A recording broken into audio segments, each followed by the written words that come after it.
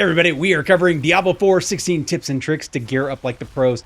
This is an update to a video we had done not that long ago, but we had a ton of requests because of all the changes in Season 4. There is so much new stuff and so many things that no longer work, and we're going to go through all of those in detail. Let's get at it. Okay, let's start off with something that everybody kind of has to do, and it's in an early game, and it saves you a ton of time. Leveling is so much faster now that we can kind of blitz through, but we are dropping gear like mad. If we're doing Hell Tides, we are opening mysterious chests all the time because there are only 100 in early game, and we can gear like crazy. If you're running the Maiden, you're getting endless amounts of gear. There is no reason to be making sure every slot is perfect, that has perfect aspect, has the perfect affix. For the most part, I don't care at all about the aspects unless it's like one or two that I think help the build that I'm doing. I am just going to take anything that's better, that if it's a weapon, does it do more damage? If it's an armor, does it have more protection? That is all I am worried about with my gear in early game. I will start to move once I get like mostly rares. I'm not going to equip uncommons or blues. I'm just going to equip rares. And once I get mostly legendaries, I'm going to stick to just upgrading legendaries. It saves me a lot of time making decisions of stuff that doesn't have any additional bonus to me. If I get a legendary on that same spot, that's going to have other benefits that I don't have to really think about, but I can still level up like crazy, keep equipping the best. Now, one thing you do want to consider in early game, there's a lot of people that have full early game builds. I do not recommend these for the most part. They can be nice. If you're doing speed runs, they're essential, but it's up to you. I don't think most people are running to see if they can get world record times on their start. But for the most part, if you can take your points in your skill tree, fill up a couple points in basic, and then load up one of the core skills, and every class has one, load up a series of whatever core skill you want the most, and you just load all the points in that and the chain, you're going to have so much power that you're just clearing like crazy all the way easily through World Tier 1 or 2, and even most of the way through World Tier 3.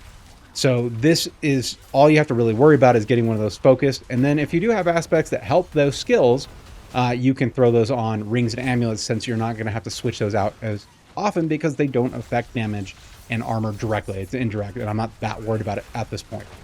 Now, with gear, we're obviously going to be, the more information we have, the better decisions we can make. And so just early on, I want you guys getting used to seeing the full information that actually is available in Diablo 4. Let's actually jump in, and I'll show you to make sure that you have these settings. And you want to make sure they're on, because if you get used to looking at them early, they're just a lot easier to use later on.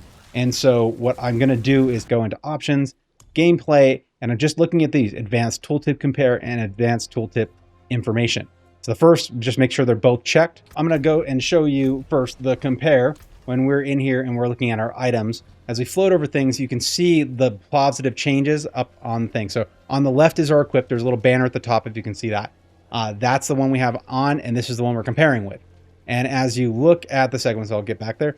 As I scroll down, you can see the greens and the reds. So where there's affixed changes of I have the same roll, but they have changes on them, cold resistance, the life per second, those changes, we're going to see that these are changed. This is a complete change because this has 101, that has nothing. So you can see all the positive changes in the affixes above. So then down below, you have everything that is going to go away if you switch to this ring. So it just helps you to see what you're actually giving up when you switch to things. Sometimes we miss a single fix that's really important to us, and seeing it this way can help us make better decisions. Okay, so we are going to jump into what to do in capstones.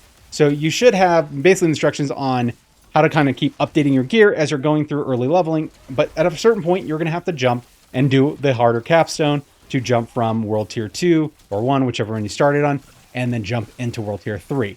So the first thing here is I'm going to kind of give you the guidelines of what to do with your gear. The first thing, though, is to start with a level. I focus on around level 33. I start just getting ready to do the capstone 1. I want to end the capstone. I want to complete it at level 35. And the reason is level 35 is the first level in which I can equip sacred gear. So if I come in any earlier than that, I get in 30, any of the things that are dropping of the sacred gear in World Tier 3, I cannot equip them. So I'm not getting more powerful. I'm just waiting to grind out those last 5 levels. And in some cases, that puts me in a situation where I can get one shot all the time because I'm using old gear in the new World Tier.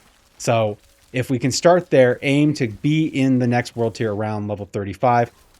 Earlier, you know, if it's a level, probably not a big problem, but I've come in as early as like level 27 and that sucked. So just don't do that. So next, we are going to get ready for this. So whatever gear you have, whatever has been the best damage, best armor, we're just going to run with this. So the first thing we're going to do with this is you have the ability to temper at least, well, do one temper on each item. So if you've lucky enough to have dropped some of the recipes or the manuals for tempering, you should be able to put something of value, at least temper something of value on all of your slots. I first on World Tier 1, I'm not usually worried about defense. I'm more worried about, am I doing enough damage to clear so I don't have to worry about, can I take a hit or two? Because I won't need to, and I can clear the boss rather fast. So my first temper look is I'm going to be going for things that add more damage. We can do one that you generally see is like the damage to close or damage to far, depending on what type you're playing. But anything that would add increased damage for your whatever abilities you're using, that's what you want to target. Then with aspects, so if we're doing pretty much any leveling guide, even if you are following someone else's, the leveling doesn't have a lot of options for aspects that it's whatever is kind of given to you early or what you can go hunt down in a dungeon and you get the lowest roll of it. But whatever aspects you have, you may have one or two that are already locked up on your rings that help whatever main ability. The rest of the slots, if you have any slots that have aspects you don't care about, that just don't add any power to your build, then we are going to switch those out. We're going to go look at our Codex of Power, see what we have, and start switching those out so that every slot has something that'll help us clean through Capstone 1 in the first try, because that is the goal. We do not want to get all the way to the end and not be able to take down the boss. So if you're following this, you're coming in at the right level, you're adding the temper, you're adding the aspect, you should clean through it pretty heavy. And this will give you actually even a decent amount of power to handle early monsters when you're coming into the next world tier. So once we've cleared the Capstone 1, we're going to continue leveling as we were, and we're going to be doing the same thing. If it has more damage as a weapon, we just go ahead and equip it. If it has more armor, then we go ahead and equip it. You may at this point have some feelings on a build that you want, but again, if you can keep the aspects of the things that are on the rings and amulets and just upgrade everything else, you'll keep getting stronger, being able to take more damage, and you'll just be moving through. And then those aspects that have some sort of effect on the main skill you're using can go on the rings and amulets, and it gives you a good coverage. So that should get us ready for Capstone 2. We've leveled up, and we're going to target around level 55 to be completing the Capstone 2. And the main reason for that is that that is the level in which you can finally equip Ancestral Gear. So again, there is no point to go to the World Tier 4 and not be able to equip anything, use out of like low level gear and try to like force your way through. You're going to get, it's easy to get one shot. It's easy just to die. I know we're stronger than we've ever been, but it is really annoying to spend like 5-10 levels with gear you just can't replace, even though the gear you want to replace with is sitting in your bag. So if you come in at 55, it's a good feel. You can start building up the Ancestral Gear and leveling like crazy. So one difference though, when we go into Capstone 2 versus 1 major one, is that it's the first time that we are going to actually check out resistances. So you're going to come in your stats and materials, and down here on resistances, you're going to see if any of these are low. You don't need to max out the 70 for this capstone, but 35, 40 is probably a good range to target. So if any of these are 10, then you're going to start wanting to like find ways to actually change that. Now, this is the exact order I do it. So just to make sure that I can get the best bang for my buck, I first look to my jewelry and I see if there's any gem slots that are open. If you were doing this right, for the most part, if there is a gem slot, you shouldn't have a gem in it. You know, it just isn't needed in early game to be like super targeted on every socket filled. But if you have any sockets available, then you can equip them with the gems that allow you to just get that protection. And so in case everybody doesn't know this, but all of the gems, the different colors, when you come to craft them, they actually have one of the things when you put in amulets and rings is that they protect against one of the resistances you need. So the ruby here, that is fire. So let's say in this case that I need to protect that my fire is low, it's at 15, and I put this in, and so that gives me protection. But then that was the only slot I had available. I'm not going to use the material that gives me makes a slot on an item. I don't think it's worth it at this part of the game. That's something to save for later. If it is your alt character and you play through multiple times, you might have plenty of them. Go for it. Why not? Then you can probably get most of your resistance that way. But if you don't have that and you have the one slot and you still then need more, the next thing we can do is use one of our tempers. So when you come over to tempering, and any armor that we throw in here will have a defensive temper, this natural resistance. And this is a random pool of one of the 5s. You have 5 rolls. So hopefully you can roll and get the thing you want. But one thing, if I'm lucky enough to either get poison, is the one I said I wanted, or fire that I just got through the gem. If I get fire first, I'm going to stop the tempering and I'm just going to replace the gem. I'm going to go unsocket it and I'm going to go put the gem in that stops poison. So that's just how I think about it. So I get the most bang for my buck. Now my resistance should be pretty good, around 35 to 40. Again, I just want to know that's the number I'm looking for. I'm not looking for perfect. And now we can use the rest of our tempers, anything that's left, to then put more defense or more power into our attack so we can clean through. There is just a lot of power with the tempering early. Even going in 15 levels early into the capstone is just it's a cakewalk if you temper right and kind of followed so far what we have going on. So temper the things that make sense for your build, that add more abilities or more damage to the core skill you're using or whatever you're targeting at this point, and keep moving through. And then again, aspects. Just go through your aspects. If you've been just doing what I do and just installing the next item, not really caring if it's like perfect for it, as long as it does more damage, you may have aspects on that piece, or more armor, but you may have aspects on that piece that don't do anything for your current build. Replace all of those. And that's like the last thing you're going to do before you're ready to go run the capstone. That's it. That's all you really need to do. So that should put your gear in a really solid place. You should be really powerful. You should be clearing through that fairly easily and making sure you can take down that boss at the end. That will help you a ton. Now, once we get out of the capstones, we have an immediate need to upgrade our gear to whatever the next level is. When we get into World Tier 3 from Capstone 1, we want to get all that sacred gear as fast as possible. No matter which, if you enter the world for the first time, your goal is to start going after that gear set, just to replace what you have, because it's a huge jump from sacred, or from regular to sacred to ancestral. Huge jump. So it is worth it, even if you're losing aspects that you were really liking or that helped you through the capstone. You want that gear replaced as fast as possible. Now, one thing that I target is I try to speed up my ability to get a weapon. And if that's, I got to go gamble to do that, or I'm just hunting down chests in Hell Tides that have the higher, that actually are weapon chests, I am looking to replace my weapon as fast as possible, because if I can clear faster, I can generally easily get the rest of the items I need. If I'm killing things in one shot because my weapon's that powerful because I have a new sacred or ancestral, then I can like basically stay back from the pack a little bit, clear easily, and fill out the rest of my gear. It's just a better quality of life. So this is going to be the first point in the game where you're going to look to not just have gear, but to start aiming towards a build. Something where all the pieces are coming together really nicely. If you are trying to be one of the strongest players, generally every season there is some sort of meta that is dominating, that either because of a glitch in it or just the power, the things that they powered up make one particular build so much stronger than the rest. If you're looking to be the most powerful, obviously following some of the guides around those builds are definitely going to help you get there. But even if you are not looking at other people's build guides, have an idea of what you're looking to build yourself. What skills are you focusing on? How do you want to overpower? Do you want to go more vulnerable damage or overpower? Or do you want to look at critical strike chance? What are you trying to aim for based on your skill tree, your paragon, and the gear that you're wearing?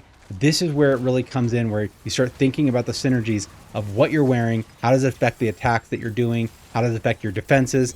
And can you keep building to something very, very strong? Now, if you want some help with this, or you want to look at some of the builds that currently exist, then one of my favorite places, these guys are absolutely amazing. They've always done a great job. I've followed them through Diablo 3 for the last few years, and they've definitely never disappointed in Diablo 4 as well. But if you come in here, you click on the Diablo logo over here, hit their tier list. Highly recommend coming here, checking what the top builds are right now. Anything in S tier is dominating pretty well. There is some consideration. Not most of these are no longer something you can do in early leveling. So just like the guide I just gave you is perfect for this, because this is going to be the first time you can actually build into some of these, because you'll start having the aspects that you need, or the paragon points, to start actually fleshing it out. So this is going to be the first time where you can really make those a possibility. So now that we're talking about builds, there is one thing I've noticed, that even when people follow builds, they tend to ignore this a little bit, and it's whatever weapon that fits into the slot that they have, they kind of go and they treat them all the same. But there is a major benefit for switching different types of weapons. So if you're following a build guide or trying to focus on something, pay attention. The weapon choice actually has special characteristics that are just for that weapon type. So if we look in here and we have the scythe, we have a life on kill. So it's at the top, we have the damage per hit, we have the attack speed, and that third one is going to be unique to the item class. So this does 228 life on kill. And if we come down here and we want to switch out with, say, a dagger and then a focus, the dagger is going to have 20% damage to close enemies. So I am doing a minion build. My minions are running out and doing the attacking. I am not close a lot of times when they do their final kill. So I do not need the dagger. This is not a benefit to me. I don't really focus on a lot on life on kill, but that's better than at least having something that isn't useful to me at all. Now, a bonus tip on this, and the reason I really want to make sure it was in this video, is this is changing. So now there's a few options, but they are opening up and adding more options for other classes to have different weapon types. So now it's even more important. You'll have more options of what that special bonus is, and then you can actually really dial it in for what you want. So starting in season 5 and on, they are making that change. So look for that when it's ready. So now we are here. We know what weapons we're looking for. We know the build that we're looking for. It's time to start collecting those aspects. Some aspects, if this is your first run through and not an alt, then some of the aspects you have not been able to get until you're in this later end game world tier 4 to even drop. Some of the recipes for tempering, even in the PTR, I was actually really surprised because some of the tempering recipes didn't drop at all from the maiden, and you had to go get them from bosses, which I kind of like. I like at least being able to target a little bit, going, I want this, where do I get it? And that was kind of nice. I just had to go do some boss runs, and I could close out some of the aspects I needed for my build. So season 5, again, that is coming to us. I just want to note it here so this is valid throughout season 5 because it's going to be extremely useful. Right now, all you have to do is kind of, the best way to target what you want is to break down the legendary items that you find. The fastest way to get a ton of legendary items, so you have a ton to break down, and you're getting either updates to your Codex of Power or you're getting new aspects that you did not have before in the power. The number one place right now, hands down, is the Maiden. Then, if that's not the case, if you're having trouble beating the Maiden or getting one shot and you're annoying you like crazy, then the next best thing is to go run Helltide chests. So just go run around Helltides, kill things, open chests. That is going to be the fastest ways to get a ton of items, legendary items, to then unlock the codex that you need for your build. If you don't like either one of these, you can also get good drops from bosses. I just find that early the bossing doesn't give a lot of great drops.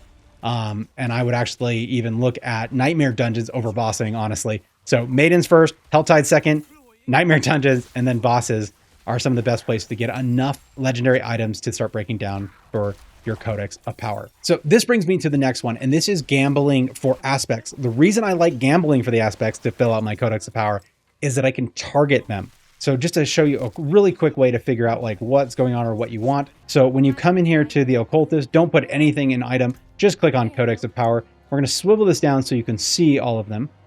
And so this tells us whatever the aspect is, and if you don't remember what they are, you can check again or search it at the top. So if you're like, I am looking for Rapid, I want to put that on a piece, I don't have it yet. Rapid's right here. If you look at the category selection, it tells you what it rolls on. This is super easy. Amulet, sword, gloves, and rings. Now, the only thing that I do want to warn you is not all these are made equal. If you're rolling for an offensive, you only want to roll for weapons because it's the only category that rolls on weapons. Amulets runs all 5 of them, so it can be one in a lot of all the aspects that are possible to get that. It's a much lower chance than if you're rolling just weapons. Gloves also do utility.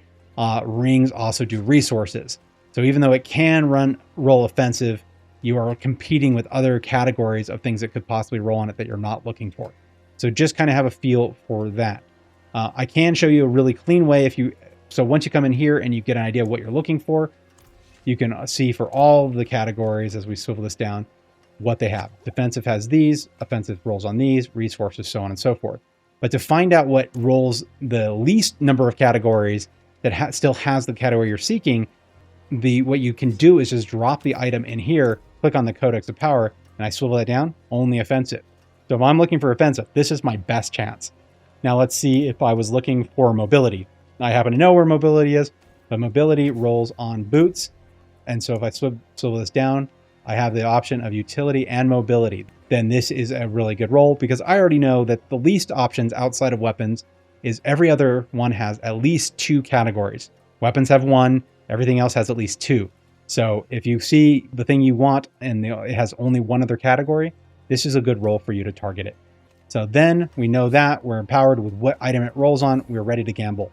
The game here is to actually get the cheapest gamble you can do to do it. So the primary place where people make a mistake here is they roll 2-handed weapons because look, I have a 2-handed weapon equipped. Why wouldn't I roll that, right? But that's 75 per roll versus if I'm rolling daggers, it's only costing me 50. I get a lot more rolls for daggers to have a higher chance of getting aspect. And I'm just going to break it down so I can put in my Codex of Power and put on whatever I want anyway. So that's how I target this. I know this is a lot. I want to make sure you guys had as much as I possibly had that can help your game. Remember, whatever works for you is what you want. If you're thinking this is way too much for me, pick the things you like and do those. But we are going to go through at the end a final rotation that when you're in end game, what is the order of things when you found a new piece to actually making that the perfect piece for your build? How do you want to do it? We are going to cover that in detail, and I want to make sure you guys stick to that. But let's get in some more of this information so you guys know how it all works. So now that we're talking about gambling, there is another thing. Gambling has been a decent source for greater affixes. So if you are targeting items and you have nothing else to do, you're in end game, you don't need to gamble for any more aspects. You have mostly what you need. You're not targeting anything. It is then a good idea to keep gambling for greater affixes. In this case, you would be gambling for items you want to equip. So if I'm doing a dual-handed something, I'm not going to roll singles. I'm going to roll the exact item I'm using in the game. So this is just note to do that. If you throw more opals at that, you have a chance at other greater affixes. They are dropping a lot, but I have seen a good drop rate. I've even seen I think I've gotten most of my 3 greater affixes from gambling versus then actually seeing them in random drops. Now, another thing, and this is something I've been pushing on for a while, but I think it's really important because it saves you a lot of time and it makes sure that what you're doing in the game is very meaningful and you feel more powerful. Instead of making little microscopic jumps, you're really focused on taking gear to a next big level that it's worth all the resources and the time to make sure it works out well. And when we get in that rotation, it all makes sense because there is places where you can brick items and you don't want to invest too much in the chance that you're just going to make a broken item, even though it's going to be a very small step from where you are. So what I'm looking for is when you come into World Tier 4, you can actually drop from the beginning, you can drop the highest roll, 925. They are not consistent, and it gets more likely to drop as your level increases. But if you're coming in and you see like this, the item level right there. So I have a 901 on one of my pieces. I still haven't maxed that. I don't know why I masterworked it. I'll have to look at that. But this is something I would normally do. I'd usually have moved this to make sure this is a 925 before I started investing. But it did have a greater fix, so that's probably one of the reasons I am doing that right now. But if I was coming in early, I want to do a few sets of the build that I want to do. So what I try to target is first, I do need to get Ancestrals to be powerful enough to cover more material. And if I can get an early build together, then I can jump into Nightmare Dungeons and start guaranteeing every time I do a Nightmare Dungeon run, I'm getting a 925 drop for all my slots. It's easier to fill up that way. If you try to do that through other things like doing the Maiden, you can't really dictate the level of what you're fighting outside of your own level. So it's a very much limited because the 925 chance of drop is based on the level of monsters.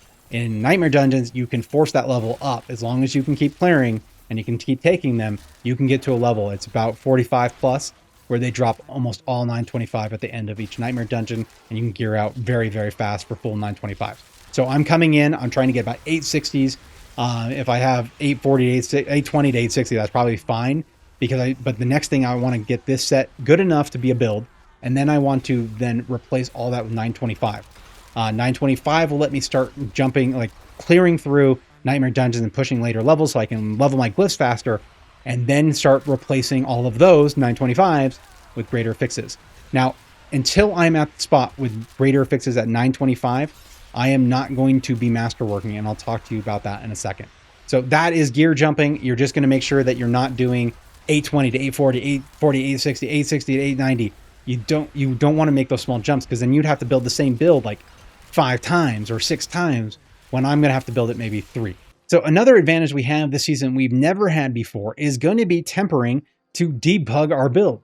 So up until the point where I'm trying to lock in my build and start masterworking all the pieces, where I had that full 925 of greater fixes on everything, I can use tempering to give myself the advantages that I need to fill out the rest of my build.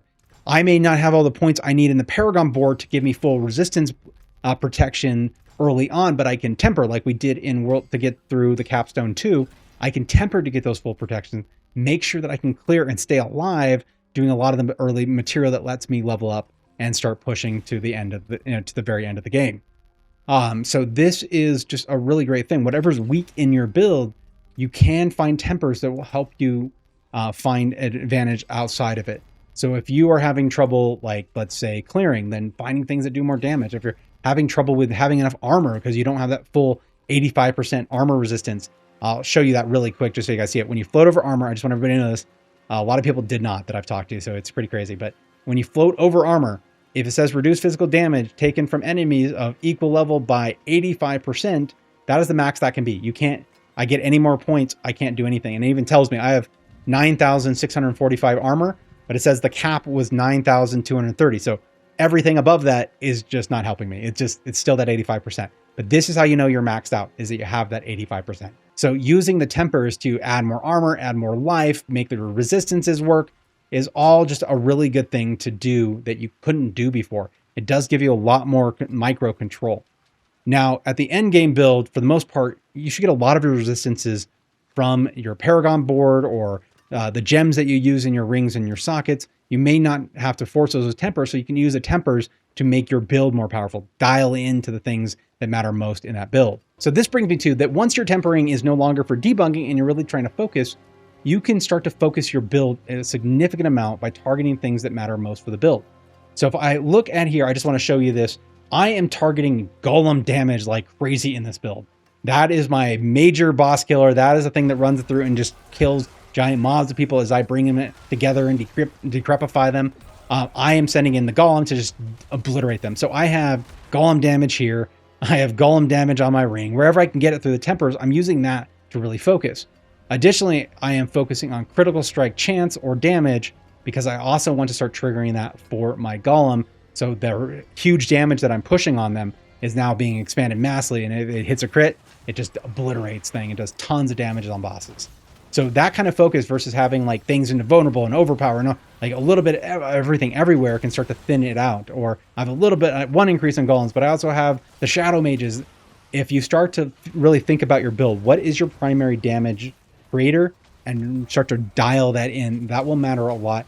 And it makes a lot, if you look at common builds, they almost always have a theme around certain power types or certain abilities we're trying to ramp up.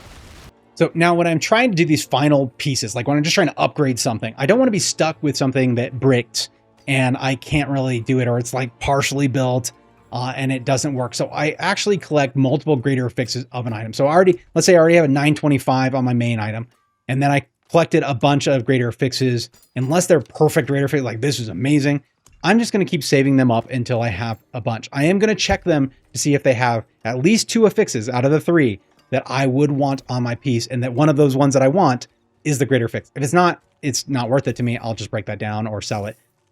It's just not worth my time to have one aspect or one affix that I do not want on my item at all. So there's no reason to like keep scaling up. I'm going to want to replace it. So why even waste all the resources getting it up to a higher level?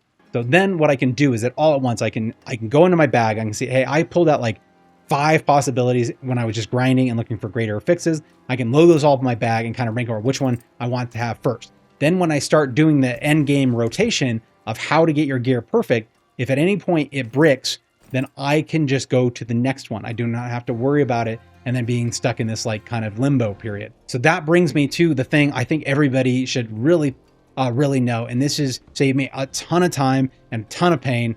I'm collecting greater fixes. We're in the end game, but how do you rotate through that? If I'm doing this on items before I have greater fixes, I am going to do the build up the item rotation a little bit different. And the only difference is I still want 2 useful fixes that I want. Just one of them doesn't have to be greater fix. When I'm in end game, one of them has to be greater fix, if not, both, at least 2 of them, because that means that it's going to be worth my time to really build those and push them. Because it does get expensive at the end to push your gear to the final levels. If you really want to see like 100 plus clears in the pit, or you want to take down tormented bosses by yourself, this is something that's going to help you get there fast without a lot of pain. So the first thing, I have those multiple items. I'm going to bring those out. I'm going to look for the greater fix that I want, and I'm going to start with the one I want the most. And then what I'm going to do next is I'm going to go into tempering. So the reason I'm doing tempering, you have 2 things you have to temper. You will have the 2 main rolls that are free, and then you have 5 additional. If those 5 run out, you're stuck with whatever's on there. And there's no, like the enchanting, there's not like which of the 2 do you want? Do you want the one before that was better? No, you're stuck with whatever you accidentally roll. So this is why you can get bricked here so often. And sadly, this is where I have destroyed perfect 3 greater affix items, and it just absolutely sucked. I don't know, I hated it. It was so annoying. I'm like, this is perfect. Every affix was what I wanted. They were all greater affixes. It's going to be amazing. And I bricked it on tempering, and I got something I did not want at all. And so that just really sucks. So when you're rolling the tempering, I do it in a particular fashion. I roll one category because I have the free one on that one, and I roll a second one before I start doing the rerolls. And the reason I do this is I really want to know of those 2, which one was at least decent, and I should use the rerolls on the other one. So if I have both rolled and I'm like, this one's at least usable, this one is total garbage, then I can re-roll the one that's garbage until I get what I want. So I'm using those 5 to make sure that I have the likeliest chance to have both be actually something that I want. But you do run out of 5. And so if you blast through that, this piece is dead in the water right here. There is no reason, especially if you're trying to min-max, that you're going to want to take that, especially if it has, like, say, a temper for an ability you don't even use or a skill you're not even using. That sucks.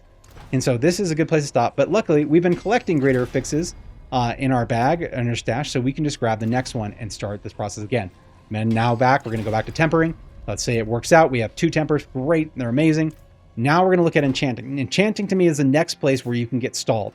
Before you have something great enough to replace the item that you have, you're going to enchant at first, and it's a low cost, and you'll want to roll, if you need to, one of the aspects that don't make sense to you. So if we made sure it only had 2, but if it had 3, great, then you can skip this step. But maybe there's one you want even better, and so there's one you want to re-roll. Anyway, don't re-roll your greater affix. That will lose the greater affix. It just rolls as a normal thing after that. Where this is another problem, though, is money has been a major issue in this season. I don't know if they're going to fix it coming in later seasons, but so far it has been a major issue. So you can get stuck with something you don't want as you re-roll that, but at least it's the better of the 2. So you can always stay with the one you have. So you can at least keep something good. And so it doesn't brick the item entirely, but you can find yourself sometimes you really want that extra item or that extra affix, and you can't get it without, like, rolling ridiculous amounts of money, and you're out of money. So you're just sitting there. So if it didn't roll things that you want that are better than what you have, then it may stop you here. If it is what you want, or if it's good enough, because we can keep re-rolling this later, even if you do masterworking and build the points on it, you can still enchant and keep all those bonuses, even if you switch between things. Next is aspect. The reason we're doing here, you can roll this at any time, but now it's time to put on the aspect you actually want on that piece. Then we're going to look at sockets. If it needs a socket, put one on there, put the gems in place that you need. Now we are ready for masterworking. And as I said before, this is something for me that is full endgame. It is expensive, and it's going to really be in the rotation of doing the masterworking and then going back into the pit, getting the gear or getting the items that you need, and then materials you need, and then coming back out and masterworking.